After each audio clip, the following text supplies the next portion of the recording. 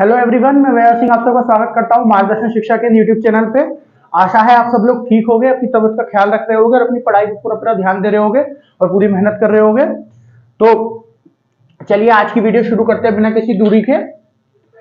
तो आज की वीडियो शुरू करते हैं बिना किसी दूरी के, दूरी नहीं देरी के। तो ये जो वीडियो है हमारी, ये वीडियो है हमारी आज के इतिहास की वीडियो। आज क्या तारीख है? आज है तारीख 7 जनवरी। 7 जनवरी नहीं, फरवरी। 7 फरवरी 7 फरवरी है डेट। ओके, तो आज डेट क्या है? आज है डेट 7 फरवरी। तो 7 फरवरी को जो भी इतिहास में ये जो हमारी सीरीज है आज के इतिहास, इसमें हम क्या करते हैं कि जो डेट होती है, जैसे आज क्या डेट है 7 फरवरी, तो 7 फरवरी को इतिहास में जो जो घटनाएं हुई होंगी, जो जो महत्वपूर्ण घटनाएं हमारे एग्जाम के लिए, हमारे पेपर के लिए जरूरी है ना, वो वाली महत्वपूर्ण घटनाएं हम लोग इसमें पढ़ते हैं। ठीक है, ऐसी कुछ घटनाएं जिन्होंने कुछ ना कुछ चेंज किया हो, है ना, जिन्होंने कुछ भी मतलब हमारे देश के अंदर कोई ऐसी घटना जिसने कुछ ना कुछ चेंज किया हो, या देश के बाहर ऐसी घटना जो है, या तो उसके बारे में कुछ करंट में चल रहा है ना, ऐसी भी घटनाएं होती है जिनके बारे में करंट में भी कुछ ना कुछ चलता रहता है, बहुत सारी ऐसी घटनाएं होती है ना। और या तो ऐसी कोई जो एग्जाम्स के लिए हमारे लिए इंपॉर्टेंट हो, जिसमें कुछ ना कुछ ऐसी बात हुई हो जिससे कोई चेंज हुआ हो, जो हमारे एग्जाम के लिए इंपॉर्टेंट टॉपिक बन जाए। ओके, जो हमारी हिस्ट्री से रिलेटेड हो। बाकी उसके बारे में हम पूरा उस टाइम पे पढ़ाएंगे जब हिस्ट्री के लेक्चर चलेंगे। अभी हम उनका थोड़ा सा ग्लिम्स आपको देते हैं, मतलब ग्लिम्स का मतलब थोड़ा थोड़ा आपको बता देते हैं उसके बारे में, ताकि आपको आइडिया रहे। ओके, तो हम शुरू करते हैं आज के इतिहास की 7 फरवरी की वीडियो को।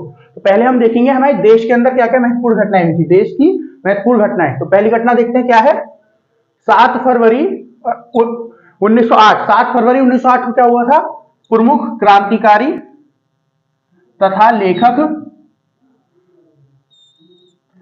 मनमथनाथ गुप्ता का जन्म, मनमथनाथ गुप्ता का जन्म हुआ था। तो क्या हुआ था आज के दिन?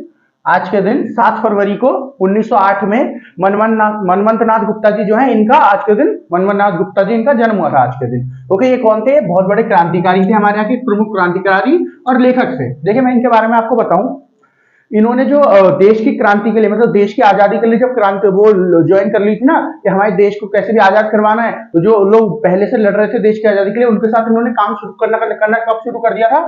इन्होंने काम करना शुरू कर दिया था जब ये 13 साल के थे। ठीक है, जब ये 13 साल के थे, इन्होंने जब ही एक काम करना शुरू कर दिया था। इनसे एक बहुत बड़ी घटना जुड़ी हुई है। ठीक है, क्योंकि इनका बहुत सारा जीवन जो है जेल के अंदर ही बीता है। ठीक है, मैं अभी बताऊंगा जेल के अंदर कैसे कैसे बीता है।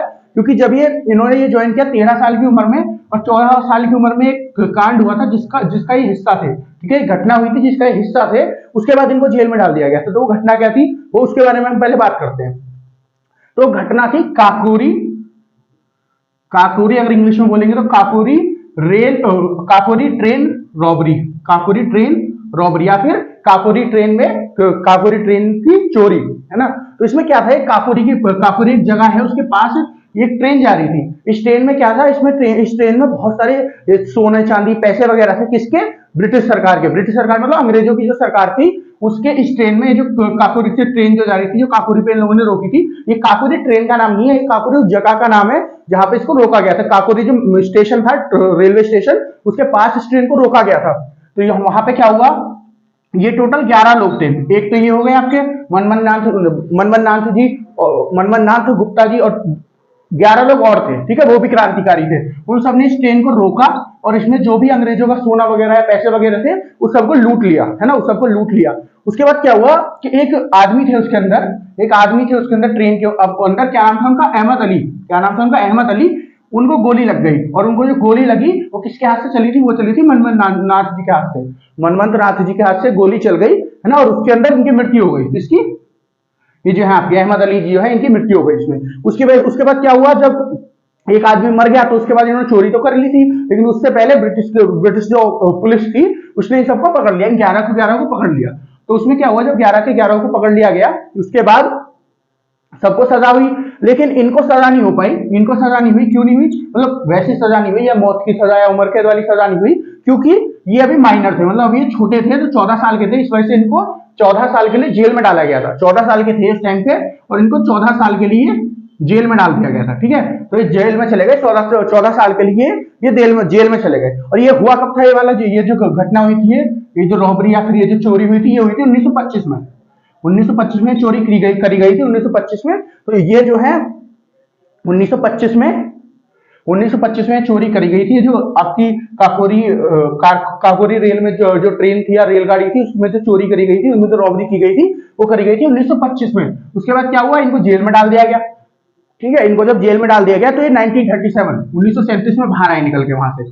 ठीक है, 14 साल के लिए डाल दिया था, तो 1937 में वहां से निकल के बाहर आए, और वहां से बाहर आने के बाद इन्होंने क्या किया, इन्होंने अंग्रेजों के खिलाफ लिखना शुरू कर दिया है ना, ये क्योंकि लेखक भी है, मैंने आपको बताया, तो इन्होंने क्या किया, अंग्रेजों के खिलाफ बहुत सारी बातें लिखनी शुरू कर दी, जो भी अंग्रेज गलत कर रहे हैं हिंदुस्तानियों के साथ, है ना। फिर इन्होंने बहुत सारी जो वो चीजें हो रही थी, जो हमारी तरफ से हमारे जो क्रांतिकारी भाई थे वो सब लड़ रहे थे, इन सब के बारे में इन्होंने लिखना शुरू कर दिया। तो जब ये सब लिख रहे थे तो इनको 1939 में 1939 में इनको दोबारा से जेल में डाल दिया गया, और ये बाहर कब निकले, 46 में, 1946 मतलब 46 में इनको बाहर निकाला गया। तो जब आजाद होने वाला था हमारा देश, तो उसके एक साल पहले ये वहां से बाहर निकले थे। तो अगर आप इनका जीवन देखो तो इनका ज्यादातर जीवन जो है जेल के अंदर ही बीता है ना।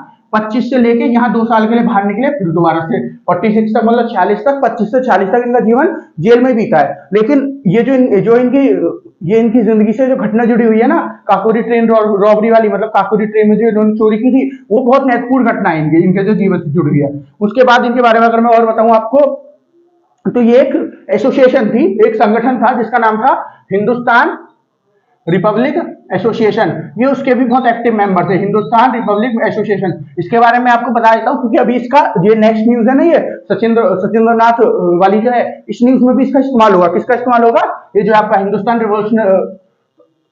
रिपब्लिक एसोसिएशन का। तो इसमें क्या होता था, ये इसके बहुत एक्टिव मेंबर थे, ये मनमंथ नाथ जी जो थे इसके बहुत एक्टिव मेंबर थे। ये क्या करती थी, ये इसका वही काम था कि अंग्रेजों से लड़ना, कोई भी ऐसा काम जो हिंदुस्तानी लोग चाहते हैं और वो अंग्रेज नहीं करते थे, उनको वही भी परेशान करते थे, तो उनसे लड़ने का काम एज अ मिलिटेंट ये काम करते थे। उनसे लड़ने का काम, ये जितने भी इसमें लोग होते थे उनसे लड़ने का काम होता था इसमें। किसमें, आपकी हिंदुस्तान रिपब्लिक एसोसिएशन का। देखिए मैं बताऊं आपको, एक और मेंबर मैं आपको बताऊं हिंदुस्तान रिपब्लिक एसोसिएशन के, देखिए चंद्रशेखर आजाद, वो भी इसी के मेंबर थे। चंद्रशेखर आजाद भी इसी के मेंबर थे। भगत सिंह भी इसी के मेंबर थे। तो आप जानते हो ये तो इतनी बड़ी पर्सनैलिटी है दोनों। तो चंद्रशेखर आजाद जी भी बहुत बड़ी पर्सनैलिटी है, भगत सिंह जी भी बहुत बड़ी पर्सनैलिटी है। तो इन सब के बारे में तो आप जानते हो ना। तो ये भी इसी के मेंबर थे, किसके, हिंदुस्तान रिपब्लिक एसोसिएशन के। ओके, तो ये इसके बहुत एक्टिव मेंबर थे, और मैंने बाकी इनके बारे में आपको बता दिया कैसे कैसे इनका जीवन कटा।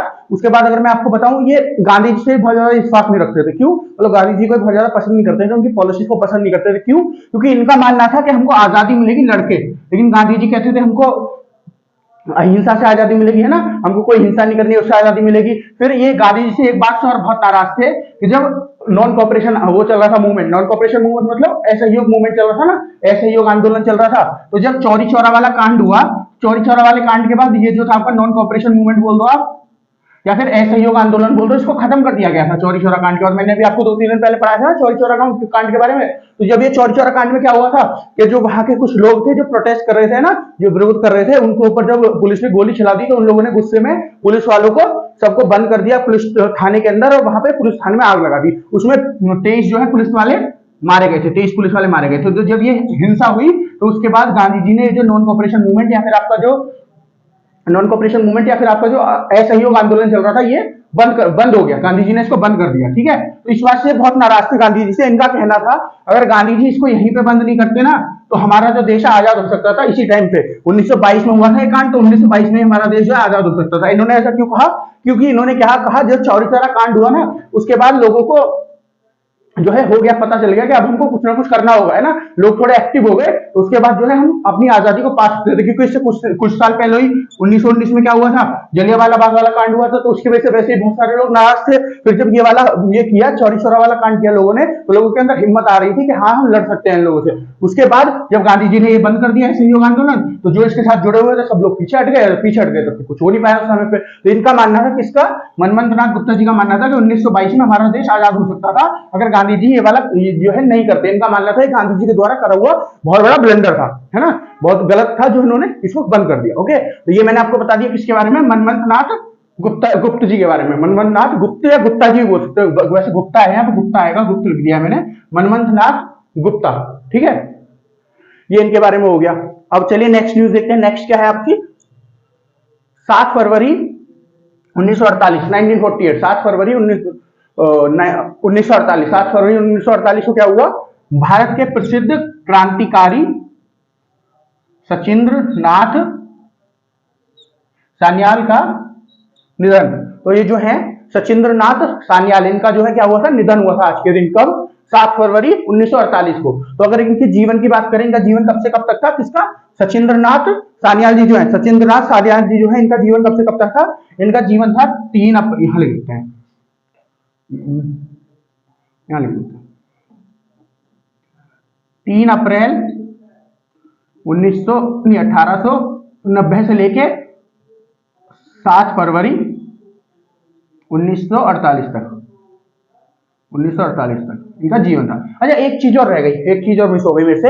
ये जो ऊपर है आपके, ये जो है मनवंत नाथ गुप्ता जी, इनके मैंने उसके करियर के बारे में बताया नहीं आपको। लेखक जो थे, है ना, एक ही चीज बताई कि इन्होंने अंग्रेजों के खिलाफ बहुत सारी जो है पुस्तकें लिखना शुरू कर दी थी, क्योंकि उनको पसंद नहीं करते थे। और इन्होंने चौरी चौरा कांड के ऊपर भी पुस्तक लिखी थी, और इन्होंने आपका जो इंडिपेंडेंस, जो लोग हमारी स्वतंत्रता के लिए लड़ रहे थे, उन सबके जो भी क्रांतिकारी थे, उनके ऊपर भी बहुत लोगों के ऊपर जो है वो लिखी थी, अपनी जो है किताबें लिखी थी। और इनके बारे में आपको बताऊं, ये ना, ये एडिटर भी थे। एडिटर क्या होता है, जो संपादक होते हैं वो उनका एडिटर बोलते हैं, हिंदी में संपादक। तो ये किस चीज के एडिटर थे, ये आजाद की भारत के आजादी की बात कर रहा हूं, क्योंकि इनकी मृत्यु कब हुई थी, इनकी मृत्यु हुई है आपकी आके 2000 में, 26 अक्टूबर 2000 में। मृत्यु भी नहीं बताई मैंने इनकी मृत्यु हुई है 26 अक्टूबर 2000 में। ठीक है, तो ये जो है, अब जो हमारा देश आजाद हुआ उसके बाद भी इन्होंने बहुत सारी कहीं ना कहीं काम करते हो कुछ ना कुछ। तो ये एडिटर थे। देखिए, एक एडिटर किस चीज के थे, जो प्लानिंग कमीशन था ना हमारी गवर्नमेंट का, प्लानिंग कमीशन क्या था, जो है 5-5 साल के लिए वो लेके आते थे ना, 5 ईयर प्लान लेके आती थी हमारी गवर्नमेंट, है ना। तो वो किसके अंदर आता था, वो प्लानिंग कमीशन के अंदर आता था, जो गवर्नमेंट ऑफ इंडिया की थी। तो उसके जो प्लानिंग कमीशन की बहुत सारी अलग अलग मैगजीन छपती थी। ये उन बहुत सारी मैगजीन के भी वो थे, क्या थे, एडिटर थे। जैसे कुछ मैगजीन का मैं इनकी का नाम बताऊं, जिनके ये एडिटर थे। कुछ मैगजीन है, जैसे एक मैगजीन है आपकी योजना तो अभी भी मैगजीन आती है ना, योजना करके मैगजीन अभी भी आती है ना, गवर्नमेंट ऑफ इंडिया छापती है। तो ये उसके एडिटर थे, आप लोगों ने जरूर पढ़ी होगी कहीं ना कहीं। योजना जो मैगजीन है, ये उसके एडिटर की तरह इसमें काम करते थे, योजना जो मैगजीन है। और बताऊं, एक आजकल करके मैगजीन आती थी, आजकल करके एक मैगजीन आती थी, उसमें भी काम करते थे। और एक बच्चों की मैगजीन आती थी, जो इसके द्वारा छापी जाती थी, प्लानिंग कमीशन के द्वारा, क्या, बाल भारती एक थी, उसमें भी ये काम करते थे। ठीक है, उसके एडिटर थे, इन सब चीजों के एडिटर थे। और बताओ इनके बारे में आपको, तो इन्होंने भारत को बहुत सारी इंटरनेशनल जो वो होती है, मीटिंग्स होती है, वहां पे रिप्रेजेंट किया है। ऐसी मीटिंग्स में जहां पे जो है ये पुस्तक वाली मीटिंग होती है ना, लेखक से, तो ऐसी मीटिंग में इन्होंने भारत को बहुत जगह रिप्रेजेंट किया है। जैसे मैं आपको बताऊं, भारत में एक वो हुई थी, एक मीटिंग हुई थी भारत में। उस मीटिंग में इन्होंने भारत को जो है क्या किया, एज अ डेलीगेट, मतलब भारत की तरफ से वहां पे गए थे। मीटिंग का नाम क्या था, मीटिंग का नाम था आपका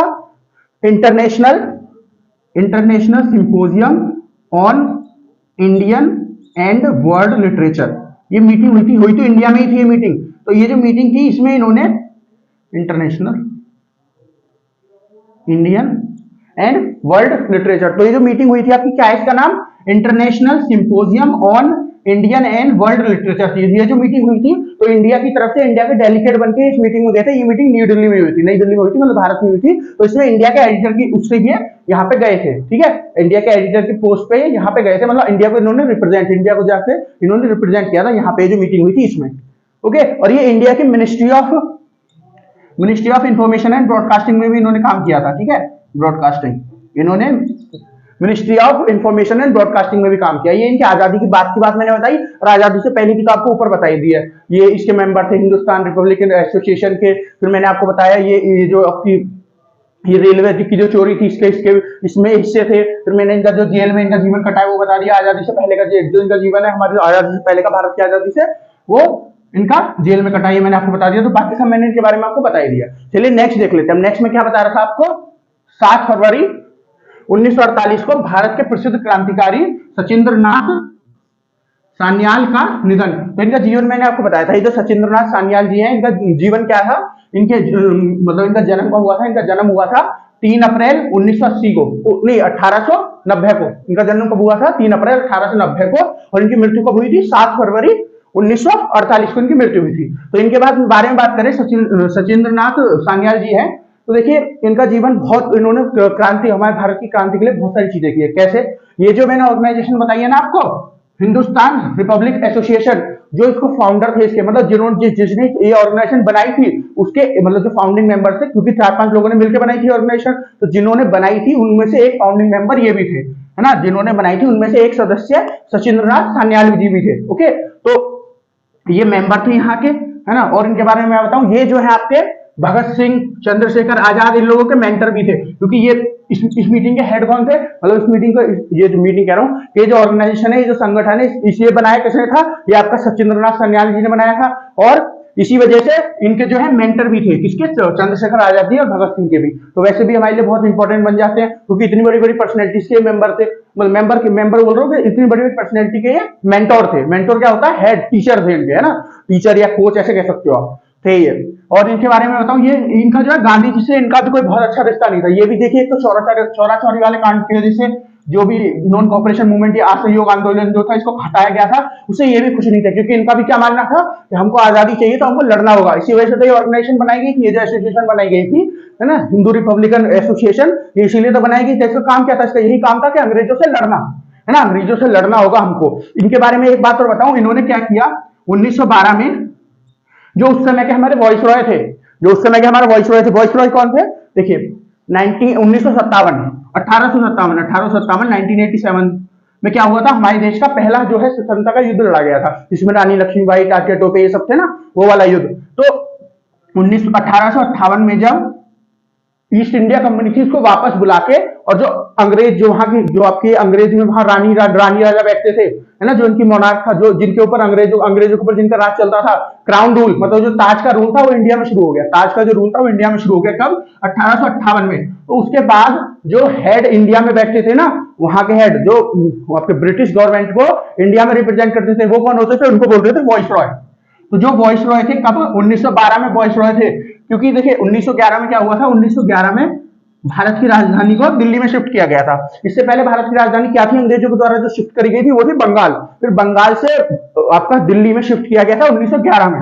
तो जो नए वाइसरॉय बन के आए थे जब जब उन्होंने जो है वो दिल्ली आ रहे थे 1912 में, तो वहां पे क्या किया इन्होंने, सान्याल जी जो है, सचिंद्रनाथ सान्याल जी, उन्होंने इन वॉइसरॉय के ऊपर हमला कर दिया। और उस हमले में क्या हुआ, उस हमले में वॉइसरॉय की बीवी जो थी वो मर गई, ये वॉइसरॉय तो उनकी थोड़ी बहुत चोट लगी थी। तो इससे क्या पता चलता है, हाँ ये अंग्रेजों से लड़ना चाहते, तो इस वजह से मैंने ये घटना बताई आपको, ठीक है। और इनके बारे में बताऊं, ये जो मैंने ट्रेन रॉबरी बताई है ना, ये जो ट्रेन को लूटा गया था, है ना, ये जो चोरी करी गई थी ट्रेन में, जो ट्रेन को लूटा गया था, कौन सी को, काकोरी रेलवे, जो काकोरी रेल ट्रेन रॉबरी जो थी, काकोरी ट्रेन रॉबरी, है ना, जो काकोरी वाली ट्रेन को, काकोरी के पास ट्रेन को लूटा गया था, उसमें ये भी थे आपके मनमंत राम गुप्ता जी, उसमें ये भी थे आपके, है ना, उसी में जो मैंने 11 लोग बताए, उनमें से एक तो ये हो गए, है ना, मनमंत नाथ गुप्ता जी, और एक ये भी थे आपके सचिंद्रनाथ सान्याल जी भी इसमें थे, जो ट्रेन लूटी गई थी इसमें ये भी थे, सचिंद्रनाथ सान्याल जी भी थे।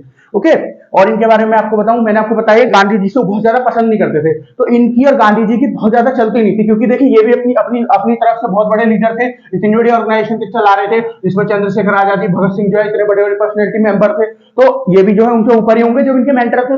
तो ये जो थे आपके सचिंद्रनाथ सान्याल जी जो हैं, इनके और गांधी जी के बीच में बहुत बार, ये जो आपके सचिंद्रनाथ, ये सान्याल जी हो गए और ये हो गए गांधी जी, इनके बीच में बहुत बार डिबेट हुई है ना, इनके बीच में दोनों आमने सामने बैठ के बहुत बार डिबेट की गई है इनकी। क्योंकि देखिए उस समय पे जैसे आजकल डिबेट होती है टीवी पे दिखाई जाती है, उस समय पे टीवी पे तो होती नहीं थी डिबेट, ऐसे तो चलती नहीं थी, तो उस समय पे कैसे होती थी, न्यूज़पेपर्स में छपती थी, है ना, न्यूज़पेपर में जो है ये तो छपा करती थी, ये जो आपकी वो होती थी, जो भी आपकी डिबेट होती थी वो छपा करती थी। तो गांधी जी और ये जो है आपके सान्याल जी जो है, कौन, सचिंद्रनाथ सान्याल जी, इन दोनों के बीच में बहुत बार डिबेट हुई थी, और इन दोनों के बीच में जो डिबेट हुई थी वो छपा करती थी। कहां पे छपा करती थी, देखिए ये मैगजीन थी उस टाइम पे, क्या, यंग इंडिया नाम से, क्या मैगजीन थी, मैगजीन थी उस टाइम पे यंग इंडिया। ये जो यंग इंडिया मैगजीन थी, इसमें कई बार इनके बीच में प्रोटेस्ट हुई है, प्रोटेस्ट मतलब जो डिबेट हुई है, बहुत सारी इनके बीच में वार्तालाप हुई है, मतलब बहस होती है ना, वो किसी टॉपिक को लेकर बहस होती है। तो वैसे भी मैंने आपको बताया चौरी चौरा कांड के बाद जो ये नॉन कॉपरेशन मूवमेंट है, फिर ऐसा ही आंदोलन था, इससे कुछ नहीं था, जो गांधी जी ने खत्म कर दिया था।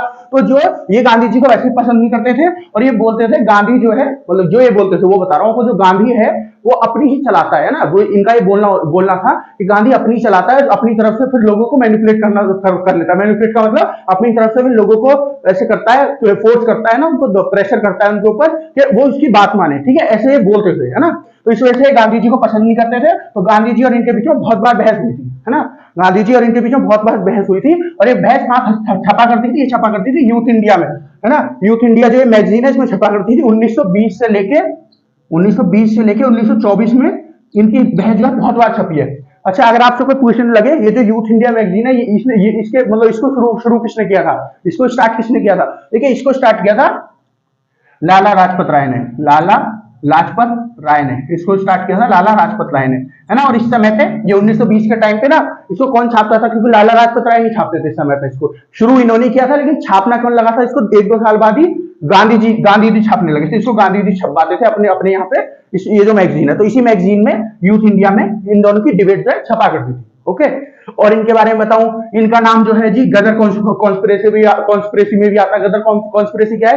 देखिए, ये बहुत बड़ा, गदर कॉन्स्पिरेसी तो बहुत बड़ा टॉपिक है, अभी मैं आपको पढ़ाऊंगा, जब हिस्ट्री पढ़ाएंगे ना तो आपको मैं बताऊंगा। फिलहाल के लिए मैं थोड़ा सा बता देता हूँ आपको। आपने नाम सुना होगा गदर पार्टी का, गदर पार्टी का नाम सुना होगा आपने। कहां पे बनी थी गदर पार्टी? गदर पार्टी बनी थी आपकी यूएसए में, अमेरिका में।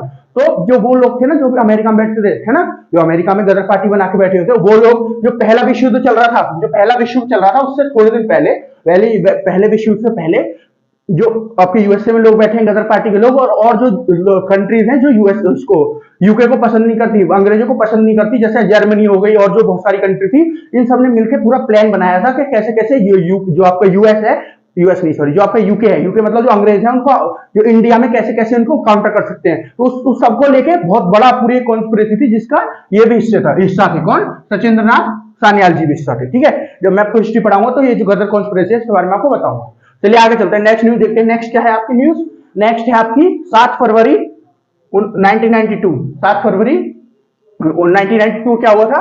1992 को स्वदेशी तकनीक से निर्मित पहली पनडुब्बी, पनडुब्बी मतलब इंग्लिश में बोले तो पनडुब्बी का मतलब सबमरीन, पहली पनडुब्बी आईएनएस शाल्की को नौसेना में शामिल किया गया।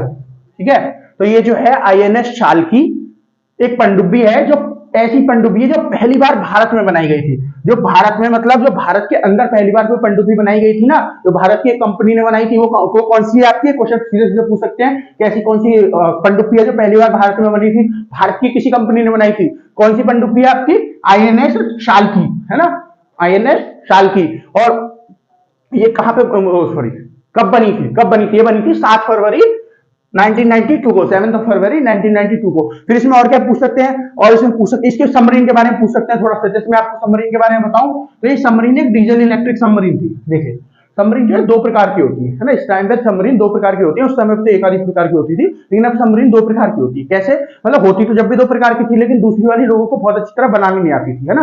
अब तो बहुत एडवांस बन गई है। तो 2 प्रकार की कौन सी होती है? एक तो हो गई डीजल इलेक्ट्रिक सबमरीन, है ना, जो डीजल से डीजल और ऐसे चलती है। दूसरी सबमरीन क्या होती है? दूसरी सबमरीन होती है nuclear submarine, nuclear power submarine. इन दोनों में फर्क क्या होता है? देखिए, जो डीजल इलेक्ट्रिक सबमरीन होती है ना, वो तो आपको बहुत सारी कंट्रीज के पास मिल जाएगी, लेकिन जो न्यूक्लियर पावर सबमरीन है कुछ ही देशों के पास मिलेगी। हमारे इंडिया के पास में एक ही है वो, है ना, इंडिया के पास एक ही है। डीजल इलेक्ट्रिक सबमरीन तो बहुत सारी है, ऐसे यूएसए के पास तो फिर भी काफी है, यूएस रशिया इनके पास तो काफी है, फिर भी चाइना के पास, लेकिन इंडिया के पास एक ही है। कौन सी? Nuclear power submarine. इनमें फर्क क्या होता है? देखिए, एक तो साइज का फर्क होता है। जो न्यूक्लियर पावर सबमरीन होती है वो साइज में बड़ी होती है, और ये जो आपकी डीजल इलेक्ट्रिक सबमरीन होती है साइज में छोटी होती है, पहला फर्क। दूसरा फर्क, जो आपकी न्यूक्लियर पावर सबमरीन होती है बहुत तेज स्पीड से चल सकती है, लेकिन जो आपकी डीजल इलेक्ट्रिक सबमरीन होती है वो बहुत ज्यादा स्पीड से, कंपेयर टू जो न्यूक्लियर पावर सबमरीन है उसके कंपेयर में, उससे अगर मुकाबला करें तो थोड़ी धीरे चलती है। फिर तीसरा, जो आपकी न्यूक्लियर पावर सबमरीन है बहुत समय तक पानी के अंदर रह सकती है, लेकिन जो आपकी डीजल इलेक्ट्रिक सबमरीन है इसको कुछ दिन बाद धीरे धीरे ऊपर आना पड़ेगा ना, कुछ दिन के गैप के बाद इसको ऊपर आना पड़ता है। लेकिन जो न्यूक्लियर पावर सबमरीन होती है बहुत समय तक पानी के अंदर रह सकती है।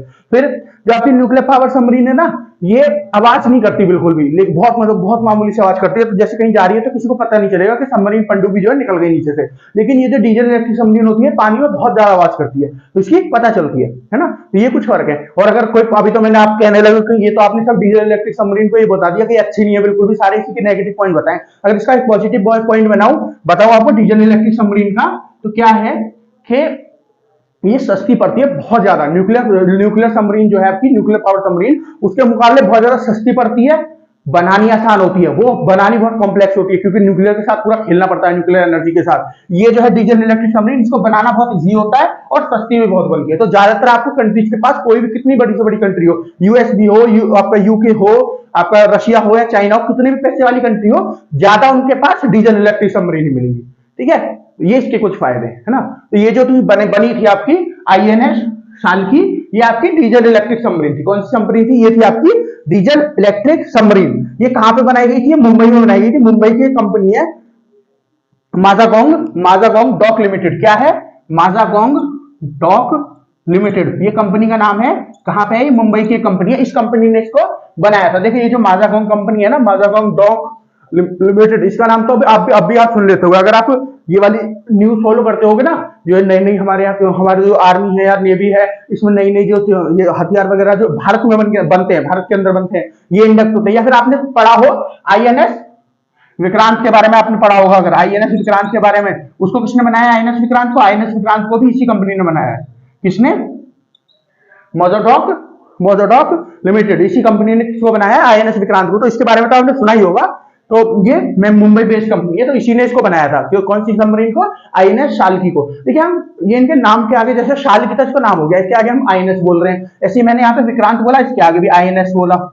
आईएनएस क्या है? आईएनएस की फुल फॉर्म क्या है? आईएनएस की फुल फॉर्म है I for Indian, N for naval, S for ship, Indian naval ship, है ना। ये सारे एक प्रकार के शिप ही तो है, अलग अलग तरह के, मतलब काम इनका अलग अलग है। ये जो पनडुब्बी होती है, जो सबमरीन होती है, अलग होती है, लेकिन फिर भी अगर वेग मतलब बहुत वाइडर टर्म में बोले तो इन सबको सबमरीन तो बोल, सॉरी सबमरीन नहीं, इन सबको शिप तो बोल सकते हैं। तो ये जो आईएनएस होता है, इसके आगे आईएनएस क्यों लिखा होता है? किसी भी चीज के आगे आईएनएस, जो भी आपकी नेवी से रिलेटेड, जो भी आपकी नौसेना से रिलेटेड चीजें होंगी ना, उनके आगे आईएनएस लिखा होगा। आईएनएस का मतलब इंडियन नेवल शिप।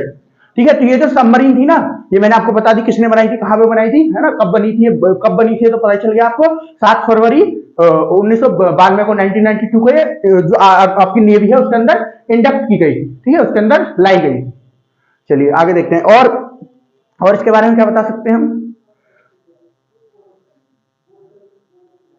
हाँ, एक चीज और बता सके, ये शिशुमार क्लास की सबमरीन थी। अभी शिशुमार क्लास क्या होती है देखिए, जैसे हमने कोई एक प्रोजेक्ट लिया कि हमको सबमरीन बनानी है, तो ऐसा तो होगा नहीं एक ही सबमरीन के ऊपर हम काम करेंगे। हमारा जो प्रोजेक्ट होगा, हम ऐसे बनाएंगे 2 सबमरीन, 4 सबमरीन, 5 सबमरीन, ऐसे बनाएंगे किसी भी कंट्री के साथ, या अपने यहाँ पे खुद भी बना रहे हैं। तो कोई जो कंपनी जो बनाएगी, क्योंकि देखिए जो ये कंपनी है तो ये इंडिया की, लेकिन इसके साथ भी तो डील साइन करी जाती है कि हम आपको इतने पैसे देंगे, ये भी तो पैसे ही कमाती है उससे। हाँ, बनती हमारे यहीं पे, लेकिन गवर्नमेंट ऑफ इंडिया या फिर जो आर्मी या नेवी जो भी डील साइन कर रही है, एयरफोर्स साइन तो इनके साथ करेगी, पैसे तो इनको भी देगी ना। तो उसी तरह ये जो डील साइन करी जाती है, इसमें 2-4 सबमरीन या 4-5 सबमरीन होती है। तो ये जो सबमरीन थी, जो ये आईएनएस सल्की थी, ये वाली जो डील थी, इसमें 4 सबमरीन साइन होनी थी।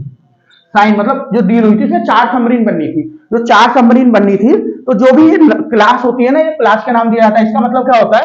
इसका मतलब होता है कि जो पहली सबमरीन आती है ना, जिस नाम से, उसी नाम से उस क्लास का नाम रख दिया जाता है कि उसी क्लास की सारी सबमरीन आएंगी, जो भी पहली सबमरीन आती है। ठीक है, तो ये जो मैंने आपको बताया, शिशुमार, ये जो है पहली सबमरीन जो आई थी उसका नाम था। ठीक है, इसमें 4 सबमरीन टोटल आई थी, जिनमें से 2 तो है जर्मनी की कंट्री ने बनाई थी। 2 तो जो है जर्मनी की कंट्री ने बनाई थी, पहली 2, और जो बाद की 2 थी वो इंडिया की कंपनी में, इंडिया में बनी थी। ठीक है ना। तो ये जो पहली 2 थी, ये कहां बनी थी? ये आपके बनी थी आपकी जर्मनी में, जर्मनी की कंपनी ने बनाई थी। और ये नीचे जो है इंडिया में बनी थी, इंडिया की जो कंपनी मैंने आपको बताया, माजागोंग डॉक लिमिटेड, जो है इसने बनाई थी। Okay, Mumbai based company. चलिए आगे चलते हैं, नेक्स्ट न्यूज देखते हैं। नेक्स्ट क्या है आपकी? 7 फरवरी 1993, 7 फरवरी 1993, है ना। इस दिन क्या हुआ था? भारत के प्रसिद्ध खिलाड़ी कादम्बिनी श्रीकांत का जन्म हुआ था। कादम्बिनी श्रीकांत का जन्म हुआ था आज के दिन। कब? 7 फरवरी 1993 को इनका जन्म हुआ था, कादम्बिनी श्रीकांत। ये किस चीज के खिलाड़ी है? ये देखिए बैडमिंटन खेल रहे हैं। ये बैडमिंटन के बहुत जाने माने खिलाड़ी हो गए अब तो। ये जो है, ये इंडिया बोल रहा हूँ, पूरे वर्ल्ड में नंबर 1 रह चुके हैं बैडमिंटन की लिस्ट में। इन्होंने क्या है, बहुत सारे मेडल जीते इंडिया के लिए, बहुत सारी। अभी मैं जो लेटेस्ट मॉडल, जो लेटेस्ट में वो जीते मेडल, वो बता दूं। जो अभी लेटेस्ट ये 2022 वाले वो हुए हैं ना, कॉमनवेल्थ गेम हुए हैं। देखिए कॉमनवेल्थ के बारे में मैंने आपको कल बहुत डिटेल में बताया था, तो आशा करता हूँ आपको याद होगा कॉमनवेल्थ गेम जो है किन किन कंट्रीज के बीच में होते हैं, क्यों किए जाते हैं, है ना। वैसे मैं आपको एक बार बता देता हूँ, जो भी कंट्री किसी ना किसी समय जो आपका अंग्रेज है उनके अंडर रही थी, जैसे इंडिया रही थी, श्रीलंका रही थी, ये पाकिस्तान ये सब रही थी, तो जो भी ऐसी कंट्री होती है उन सब कंट्रीज को का एक पूरा ग्रुप है जिसको कॉमनवेल्थ ग्रुप बोलते हैं, और उस ग्रुप में जो भी कंट्री होती है वही सब ये कॉमनवेल्थ गेम खेलती है, उन्हीं सब कंट्रीज के लिए कॉमनवेल्थ गेम खेला जाता है। ठीक है, तो जो 2022 के कॉमनवेल्थ गेम हुए थे कहां हुए थे? बर्मिंगम कहां है आपका? बर्मिंगम है आपका यूके में, मतलब यूके जो इंग्लैंड है वहीं पे है ना, तो यूके में है, तो वहां पे इन्होंने 2 मेडल जीते थे, एक सिल्वर मेडल और एक ब्रॉन्ज मेडल, एक सिल्वर मेडल एक ब्रॉन्ज मेडल, क्योंकि अलग अलग वो होते हैं ना, इनके अलग अलग फील्ड होते हैं खेलने के, जैसे जैसे टेनिस एक तो सिंगल खेला जाता है, टेनिस नहीं सॉरी बैडमिंटन एक तो सिंगल खेला जाएगा, एक डबल खेला जाता है, मतलब 2 लोग खेलते हैं, एक खेला जाता है, एक खेला जाता है मिक्स डबल, एक महिला एक पुरुष और फिर वो एक साथ खेलते हैं, तो ऐसे ऐसे बहुत सारे लोग खेलते हैं, मतलब अलग अलग वो होते हैं इनके जो टूर्नामेंट होते हैं अलग अलग होते हैं, तो उसमें इन्होंने एक टूर्नामेंट में जो आपका डबल वाला था जिसमें दोनों पुरुष थे, वो उसमें इन्होंने सिल्वर मेडल जीता, और जो मिक्स डबल वाला मतलब एक महिला पुरुष, उसमें इन्होंने ब्रॉन्ज मेडल जीता था। ओके, चलिए आगे देखते हैं, और इनके बारे में अवार्ड और बता दूं, इनको जो अवार्ड मिले हैं, इनको अर्जुन अवार्ड भी मिल चुका है। अर्जुन अवार्ड किसको मिलता है? जो भी खिलाड़ी होता है, ये अर्जुन जो आपके पांडव थे अर्जुन, उनके नाम पे अवार्ड है, क्योंकि बहुत बड़े जो है क्या थे अर्जुन भी, जो बहुत बड़े तीरंदाज थे ना, तो वो भी क्या थे, उनके गुरु कौन थे अर्जुन के? द्रोणाचार्य जी। तो जो द्रोणाचार्य के अवार्ड नाम पे अवार्ड दिया जाता है एक, वो किसको दिया जाता है? जो कोचेज होते हैं उनको, और जो उनके शिष्य थे, शिष्य कौन होते हैं? जो स्टूडेंट थे, द्रोणाचार्य के स्टूडेंट कौन थे? अर्जुन थे। द्रोणाचार्य के स्टूडेंट जो सबसे अच्छे स्टूडेंट थे, जो इनके नाम पे अवार्ड दिया था अर्जुन जी के नाम पे, है ना, अर्जुन के नाम पे, उसको क्या बोलते हैं? अर्जुन अवार्ड। तो ये खिलाड़ियों को दिया जाता है, तो इनको अर्जुन अवार्ड मिल चुका है, और इनको पद्मश्री भी मिल चुका है। और कौन सा मिल चुका है इनको? पद्मश्री। तो इनको अर्जुन अवार्ड कब मिला था? अर्जुन अवार्ड मिला है इनको 2015 में, अर्जुन अवार्ड मिला है इनको 2015 में, और पद्मश्री मिला है इनको 2018 में। पद्मश्री कौन सा अवार्ड है? देखिए मैंने आपको बताया है, ये चार अवार्ड है ना, जो highest civilian award. Highest civilian मतलब जो हमारे यहाँ सिविलियन क्या होते हैं? जो नॉर्मल इंसान होते हैं, जो सदस्य हैं आम आदमी, उनको कहते हैं आपका सिविलियन। तो ऐसे 4 अवार्ड है जो मिलते हैं। सबसे पहला, सबसे ऊपर, सबसे टॉप पे कौन सा आता है? भारत रत्न, उसके बाद पद्म विभूषण, उसके बाद पद्म भूषण, उसके बाद पद्मश्री। तो जो पद्मश्री है वो इनको मिला है, कब मिला है? 2018 में। चलिए आगे देखते हैं हम। अब देखते हैं विदेश में कौन कौन सी महत्वपूर्ण घटनाएं हुई थी। तो विदेश की घटनाएं देखते हैं। पहली है आपकी 7 फरवरी 1947, 1947 को क्या हुआ था? अरब और यहूदियों ने पैलेस्तीन को विभाजित करने वाले प्रस्ताव को खारिज किया। ठीक है, जो एक प्रस्ताव था किसका? अरब और यहूदियों का। अरब और यहूदियों को ये एक प्रस्ताव दिया गया था, किसको? पैलेस्टीन को डिवाइड करने के लिए, मतलब विभाजित करने के लिए। देखिए अरब कौन है और यहूदी कौन है, पहले ये जानिए। देखिए जो इजराइल कंट्री है ना, जो आपके ज्यूस होते हैं, जो ज्यूस लोग होते हैं, वो हिंदी में यहूदी बोलते हैं, और ये कहां पाए जाते हैं? ज्यूस जो है आपका धर्म है, तो जो ज्यूस धर्म को फॉलो करने वाले लोग होते हैं उनको ज्यूस बोलते हैं। और वहां के जो मतलब ये है कहां रहते कहां पे? जो आपका इजराइल है ना, इजराइल में जो लोग रहते हैं उनको ज्यूस कहते हैं। हालांकि रहते तो इंडिया में है, लेकिन जो कंट्री है, रहते तो इंडिया में भी और भी बहुत जगह है, यूएस वगैरह में, लेकिन जो कंट्री है वो है आपकी इजराइल। और अरब कौन सी है? अरब तो वो मुस्लिम कंट्रीज है, तो ये Saudi Arabia, Saudi Arabia, UAE, है ना, ये सब जो कंट्री है, जहाँ पे ओमान, यमन, ये सब जो कंट्री है सारी, जॉर्डन वगैरह, ये सब जो कंट्री जहां पे है उसको क्या बोलते हैं? अरब बोलते हैं, उसको अरब बोलते हैं, है ना। तो इन दोनों जो पैलेस्टीन क्या है? पैलेस्टीन भी एक मुस्लिम मेजोरिटी कंट्री है, यहाँ पे भी बहुत सारे मुस्लिम रहते हैं। तो ये कहाँ पे थी कंट्री? ये कंट्री थी आपकी जहां पे आज का आपका इजराइल है ना, वहीं पे अब तो ये बहुत छोटी सी हो गई है। पहले पूरे उस एरिया में फैली हुई थी, लेकिन जब जूस लोग यहाँ पे आके रहने लगे, यहूदी लोग आके रहने लगे, तो यहूदी की कंट्रीज बढ़ती गई, मतलब इजराइल बढ़ती चली गई और पैलेस्टीन छोटी होती चली गई धीरे धीरे।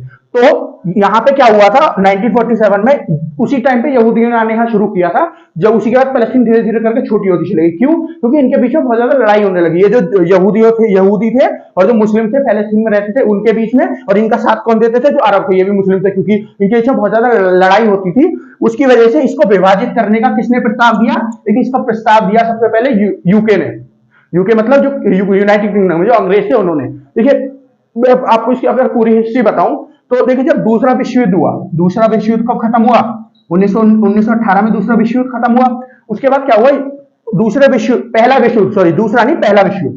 तो जो पहला विश्व युद्ध था पहला, उससे पहले ये जो पैलेस्टीन वाला इलाका ये आता था ओटोमन एम्पायर के अंदर। ओटोमन एम्पायर, ओटोमन का साम्राज्य क्या था?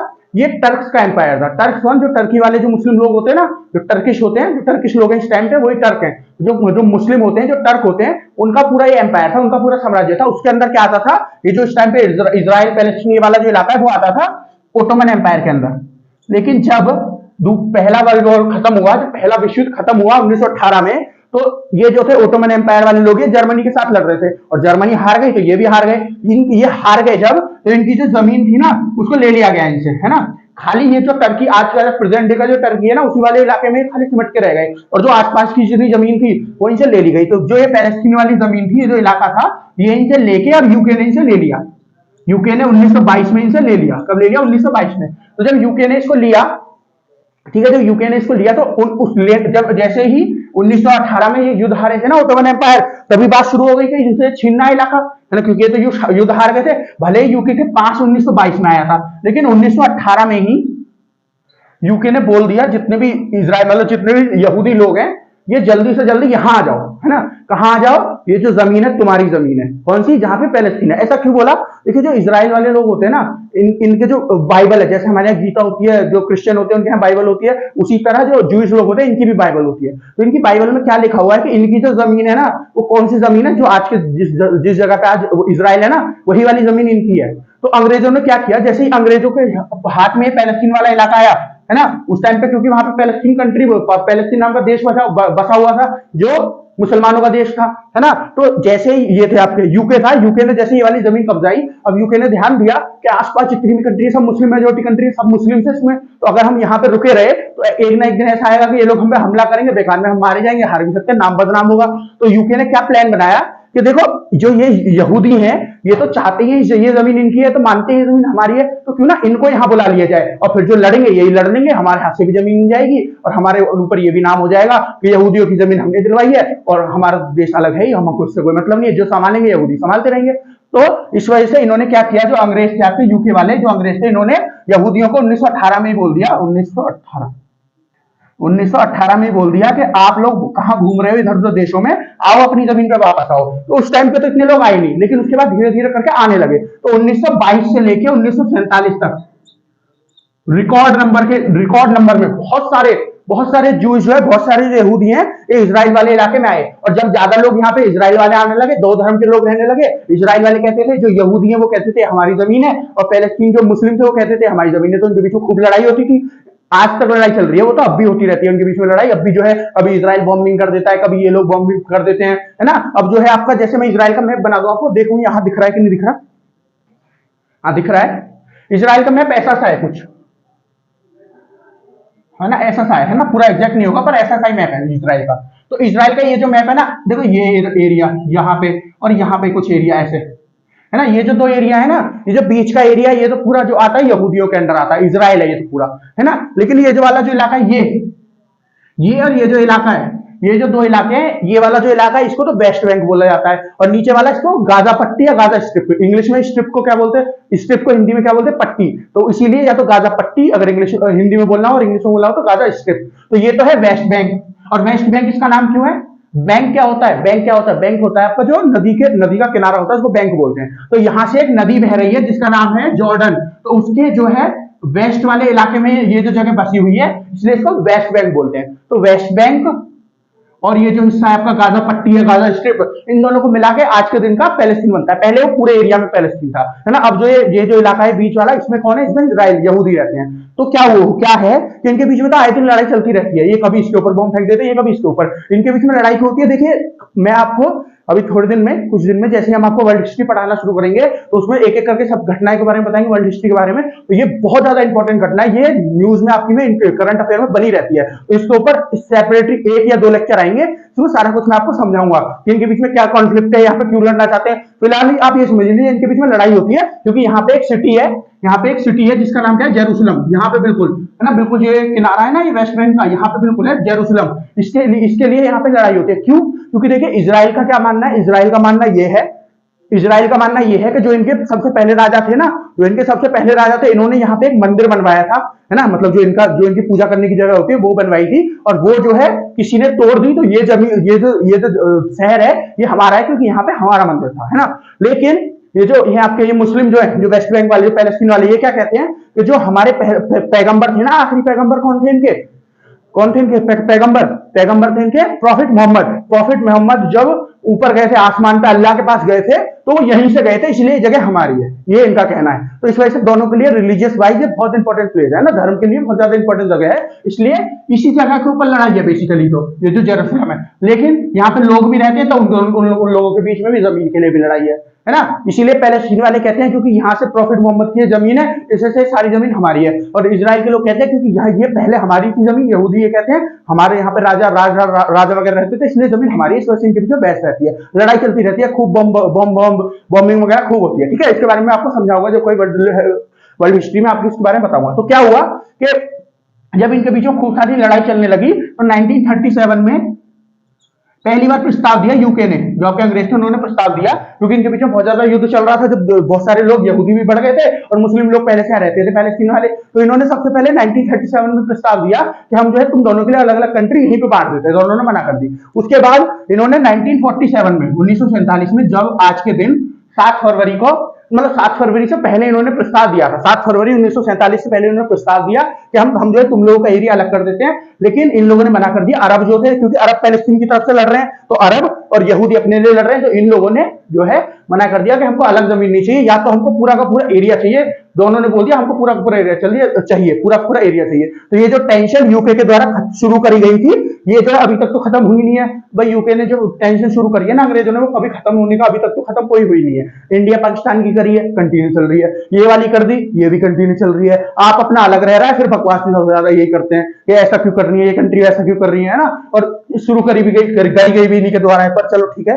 तो देखते हैं तो क्या है कि तो क्या हुआ, तो यूके क्या हुआ फिर जब ये जो प्रस्ताव था इनका 7 फरवरी ये जो प्रस्ताव इन्होंने दिया अलग अलग देश बनाने का यूके ने, अंग्रेजों ने, तो 7 फरवरी 1947 को ये प्रस्ताव जो है मना कर दिया गया, खारिज कर दिया गया यूएसए जो यूके का है ना, जो अंग्रेजों का। उसके बाद क्या किया इन्होंने, उसके बाद सितंबर 1947 में क्या किया यूके ने, यूके यहाँ से छोड़ छाड़ के चला गया, और ये जो पूरा मैटर था, ये जो पूरा मैटर है, ये यूएन के हाथ में दे दिया। यूएन मतलब यूनाइटेड नेशन, मतलब संयुक्त राष्ट्र के हाथ में दे दिया। अब जो ये पूरा मैटर संयुक्त राष्ट्र संभालता है, क्या ही संभालता है संयुक्त राष्ट्र, क्या ही कर पाएगा। ये लोग आपस में लड़ते रहते हैं, एक दूसरे को मारते रहते हैं, यही चल रहा है आपको, है ना। इजराइल थोड़ा ज्यादा ताकतवर कंट्री है, इसलिए ये इनको मार लेता है। आसपास के जो अरब देश थे पहले पैलेस्टीन का साथ देते थे, पहले तो लड़ते भी थे, कई बार युद्ध भी किया इन्होंने इसके साथ, इजराइल के साथ, लेकिन ये 2-3 बार युद्ध किया, दोनों बार ये जो अरब कंट्रीज है सॉरी, ये जो अरब कंट्रीज हैं दोनों तीनों बार हार गई है ना। इस वजह से अब ये इससे लड़ती नहीं है डायरेक्टली, जो है उससे नहीं लड़ती, क्या बोलते हैं बम गोला बारूद से नहीं लड़ती। हाँ, जवानों के बीच में बहुत वो चलती है इनके बीच में बहस, जब भी पैलेस्टीन में कुछ होता है कुछ ना कुछ बोलते रहते हैं लोग, लेकिन अब वैसी वाली लड़ाई नहीं होती, वो जो आर्मी वाली होती है, क्योंकि जो इजराइल है इनको कई बार हरा चुका है, इस वजह से अभी लड़ते नहीं है ना। तो अभी तक ये मुद्दा चल रहा है, और यूएन तो वैसे भी पता नहीं क्या ही करेगा, अभी तक तो कुछ यूएन से हुआ नहीं है, ना इंडिया पाकिस्तान के मामले में ना किसी और मामले में, पर ठीक है।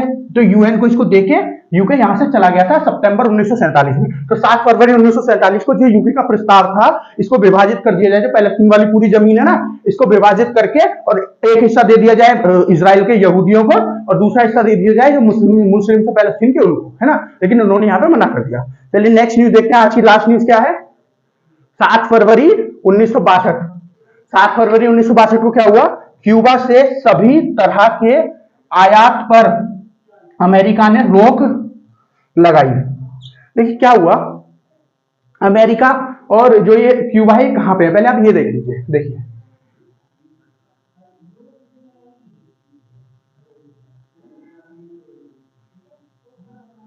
हाँ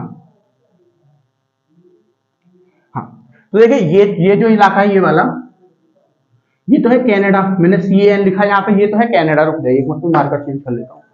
ये जो इलाका है ये वाला, ये तो हो गया कनाडा, यहाँ पे CAN लिखा है मैंने। यूएस कहाँ पे, ये आपका यूएस हो गया, ये यूएस जो लिखा है, ये अलास्का है, ये भी यूएस का हिस्सा है। पहले ये रशिया के पास हुआ करता था, लेकिन रशिया ने इसको यूएस को बेच दिया था। तो ये जो दोनों जो है, ये दोनों यूएस के हिस्से हैं, ठीक है। और ये जो है ना नीचे, ये है आपका क्यूबा, ये है आपका क्यूबा, CUBA क्यूबा, हिंदी में के आधा के ये क्यूबा हो सकता है, तो ठीक है, मतलब हिंदी में होता है। तो ये क्यूबा जो है ये इसी के बिल्कुल नीचे पड़ता है, मतलब एक आइलैंड कंट्री है, एक द्वीप वाली कंट्री है, जो ये पूरा यहाँ पे समुद्र है, इसके अंदर पड़ता है, यूएस ऊपर ये है। तो मैंने आपको इनकी लोकेशन बता दी कहाँ कहाँ पड़ती है। अब इनके बीच में क्या दिक्कत है हुई कि पहले इनके बीच में खूब बढ़िया ट्रेड चलता था, है ना, ट्रेड का मतलब खूब आया, तो मतलब ये इनको बेचते थे, यूएस इनको सामान बेचता था, ये भी थोड़ा बहुत यूएस को बेचते थे, तो सब कुछ इनके बीच में चलता था। तो सबसे पहले क्या हुआ, जब क्यूबन रिवॉल्यूशन शुरू हुआ, क्यूबन रिवॉल्यूशन कब शुरू हुआ, तो जब क्यूबन रिवॉल्यूशन शुरू हुआ ऐसे कोई 50s में हुआ था, 1950s के आसपास। रिवॉल्यूशन क्या होता है कि क्यूबा के लोग जो है आपस में लड़ रहे थे, वही रिवॉल्यूशन होता है। भारत में कभी ऐसा रिवॉल्यूशन हुआ नहीं, लेकिन अमेरिका में हुआ है। फ्रेंच रिवॉल्यूशन के बारे में आपने सुना होगा, अमेरिकन रिवॉल्यूशन के बारे में आपने सुना होगा, और आपका रशियन रिवॉल्यूशन के बारे में आपने सुना होगा, लेकिन इंडिया में कभी ऐसा रिवॉल्यूशन नहीं हुआ है। तो इसमें क्या है, लोग जो है आपस में लड़ रहे थे, है ना, लोग जो है आपस में लड़ रहे थे एक दूसरे के साथ, इसको सिविल वॉर भी कह सकते हो। सिविल वॉर मतलब क्या होता है, अंतरयुद्ध। तो अंतरयुद्ध जब चल रहा था, कहां पे, सिविल वॉर या फिर अंतरयुद्ध जो चल रहा था क्यूबा में, कब, 1950s के दौरान चल रहा था। एग्जैक्ट डेट तो मुझे याद नहीं है, 1950s में चल रहा था, है ना, 1950s में चल रहा था, 50 से 60s तक चला था, 50s से 1960s तक चला था, 1960 तक चला था। तो उस टाइम पे क्या हुआ, जब इनके बीच में बहुत ज्यादा, जब सिविल वॉर चल रही है तो युद्ध होता था बीच में, युद्ध मतलब लड़ाई होती थी। तो जब बहुत ज्यादा लड़ाई होने लगी और यूएस को ऐसा लगा कि हमारे हथियारों का भी इस्तेमाल कर रहे हैं, क्योंकि यूएस इनको हथियार भी बेचता था। तो यूएस को जब लगा, तो सबसे पहला बैन यूएस ने कब लगाया, यूएस ने सबसे पहला बैन लगाया 14 मार्च 1958 को, 14 मार्च 1958 को यूएस ने सबसे पहला बैन लगाया। किसके ऊपर, सबसे पहला बैन लगाया, ये जो सबसे पहला जो आपका अमेरिका ने रोक लगाई, सबसे पहला रोक मतलब बैन लगाया ये जो क्यूबा है इसके ऊपर, कब, 14 मार्च 1958 को। 1958 को किस चीज के ऊपर, कि कोई भी हथियार जो हमारी तरफ से जाता है ना क्यूबा को, इसको अब हम नहीं देंगे। सबसे पहला बैन लगाया गया, सबसे पहला रोक लगाई गई हथियारों के ऊपर। फिर जब उसके बाद ये हो गया, उसके बाद क्या हुआ, जब जब उसके कुछ दिन बाद इनका 1960s में जाके 61 के आसपास ही जो ये इनकी ये थी सिविल वॉर, ये खत्म हो गई। जब सिविल वॉर खत्म हो गई तो एक सरकार आई जो जीती थी, सिविल वॉर जीता होगा, वो उसकी सरकार बनी होगी। तो उसकी सरकार बनी, उस सरकार का नाम क्या था, बेस्टिक सरकार, है ना, उसका नाम था बेस्टिक की गवर्नमेंट, है ना, बेस्टिक सरकार को, है ना, जो उसके नेता थे उसका नाम था बेस्टिक, और एग्जैक्ट पार्टी का नाम याद नहीं है क्या था, लेकिन जो सरकार बनी वो बनी बेस्टिक की सरकार। जैसे हमारे यहाँ पे इस टाइम पे क्या कहते हैं, मोदी जी की सरकार चल रही है, लेकिन पार्टी का नाम क्या है, बीजेपी। इस तरह पार्टी का नाम तो मुझे एग्जैक्ट नहीं पता, और जो नेता बने उसके जो लीडर बने, है ना, क्यूबा के उस टाइम पे, वो कौन थे, बेस्टिक। तो बेस्टिक का क्या, बेस्टिक से क्या हुआ, जो बेस्टिक यहाँ के वो बने, जो लीडर बने, उसके बाद क्या हुआ, बेस्टिक जो थे वो जो है उनको यूएस पसंद नहीं करता था। यूएस इनको क्यों नहीं पसंद करता था, बेस्टिक को, यूएस बेस्टिक को इसलिए पसंद नहीं करता था क्योंकि ये जो थे, ये इनका माइंडसेट क्या था, इनका माइंडसेट था कम्युनिस्ट वाला। कम्युनिस्ट क्या होता है, देखिए कम्युनिस्ट क्या होता है, कम्युनिज्म क्या होता है, पहले आप ये समझिए कम्युनिस्ट क्या होता है। कम्युनिस्ट क्या होता है, देखिए जो इस टाइम पे रशिया और आपका चाइना है ना, वो कम्युनिस्ट है। चाइना का पूरा नाम क्या है, पीपल कम्युनिस्ट चाइना, है ना, ये नाम है ना पूरा। तो वैसे तो पीपल्स रिपब्लिक चाइना है, बट वो उसका रियल नेम नहीं है, कम्युनिस्ट चाइना बोलते, मतलब उसका उसकी तरफ से जो चाइना बोलता है उसकी तरफ से तो यही नाम है उसका real, people's republic of China. वैसे जो कंट्री है वो है, उसके अंदर डेमोक्रेसी नहीं है, जो चाइना तो कहता है हमारे यहाँ डेमोक्रेसी है, लेकिन उसके अंदर डेमोक्रेसी नहीं है, उसके अंदर कम्युनिज्म है ना। तो डेमोक्रेसी और कम्युनिज्म में फर्क क्या होता है, देखिए डेमोक्रेसी तो होती है जो by the people to the people, ये वाली होती है जो लोगों के वोट देने से चलती है, लोगों की सुनी जाती है उसमें, जैसे इंडिया में है, यूएस में है, भारत मतलब भारत और यूएस और इन सब में है जो, है ना, या यूरोपियन कंट्रीज में। पर जो रशिया और आपके चाइना में वो है कम्युनिज्म। कम्युनिज्म क्या होता है, देखिए ये पहले पहले समझिए आप, डेमोक्रेसी तो मैंने आपको बता दिया, है ना, कैपिटलिज्म, सॉरी डेमोक्रेसी तो मैंने आपको बता दिया। दूसरा होता है मार्क्सिज्म। मार्क्सिज्म क्या होता है, मार्क्सिज्म क्या कहता है, एक मार्क्स जो थे, एक वो थे, एक पूरे वो थे, आदमी थे, उन्होंने पूरी थ्योरी दी थी मार्क्सिज्म की। इनका क्या कहना था, इनका कहना था कि जो भी जितनी भी चीज होंगी ना पूरी दुनिया, उसमें उसमें लोगों का हक होगा, है ना, उसको उनको कोई नहीं बताएगा, जो करना चाहते हैं वो कर सकते हैं, जो भी एक देश में पूरी चीज होंगी वो लोगों की होगी। ये मार्क्सिज्म का कहना था। फिर जब इसी का एक फॉर्म होता है, इसी का एक टाइप होता है ना, इसी का एक प्रकार होता है कम्युनिज्म। कम्युनिज्म में क्या होता है कि होगी तो सब कुछ लोगों की, लेकिन ऊपर कोई एक सरकार बैठी होगी जो उनको बताएगी कैसे कैसे करना है, कैसे कैसे नहीं करना है ना, पर लोगों का इसमें कुछ कहना नहीं होगा। जैसे डेमोक्रेसी में क्या होता है, लोगों को वोटिंग करके लोग चुनते हैं अपने नेता को, नेता उनके लिए कुछ करता है, लेकिन इसमें वोटिंग करके लोग नहीं चुनेंगे नेता, है ना, और नेता जो है अपने आप आएगा, जो भी पार्टी, जो भी कुछ लोग होंगे, वो छोटी सी पार्टी होगी, वो चुनेगी नेता को, और उसके बाद वो लोगों के लिए सब कुछ करेगा, लोगों की इसमें कुछ नहीं पूछी जाएगी। ऐसे जो चाइना की पार्टी है उसमें जो चाइना को जो लीडर चाइना से वो पार्टी चुनती है, लोगों को कोई मतलब नहीं है। इस तरह रशिया की भी कोई उसमें मतलब नहीं है। तो ये जो कम्युनिस्ट होती है ना, इसका क्या मतलब है कि एक सरकार में कोई आदमी ऊपर बैठा हुआ है जो सरकार चला रही होगी, सरकारी पूरे देश को चला रही होगी, लोगों को उसमें कोई मैटर नहीं है। तो ये जो थे आपके, ये जो गवर्नमेंट आई थी आपकी, ये जो आपकी वेस्टिक वाली गवर्नमेंट आई थी, इसका यही वो था। और जो आपका यूएस है इस चीज को सपोर्ट नहीं करता, वो किसको सपोर्ट करता है, डेमोक्रेसी को। तो इस वजह से 1960 में 19 अक्टूबर 1960 में यूएसए ने इसके ऊपर दूसरा बैन लगाया। 1960 में यूएसए ने दूसरा बैन लगाया क्यूबा के ऊपर, किस चीज का, सब कुछ बंद कर दो। पहले तो हथियार बंद करे 58 में, 60 में, सब कुछ बंद कर दो। खाली दवाइयां और मेडिकल, जो दवाइयां और जो मेडिसिन होती है ना, दवाइयां मेडिसिन होती है, खाने की चीज और जो दवाइयां होती हैं, इन सबको छोड़ के सब कुछ बैन कर दिया। फिर क्या हुआ, उसके बाद क्या हुआ, ये जो कम्युनिस्ट, जो इसकी आइडियोलॉजी वाली ये सरकार आई थी ना, जो सोचना था इनका, है ना, कि कम्युनिस्ट, हम अपने देश को कम्युनिस्ट बनाएंगे, उसके बाद ये और ज्यादा बढ़ता चला गया, है ना, कुछ सालों में बढ़ता चला गया। उसके बाद एक नई सरकार आई, उस नई सरकार का नाम क्या था, उस नई सरकार ने क्या की, पहले, हाँ, जो नई सरकार आई उसका नाम क्या था, कैस्ट्रो।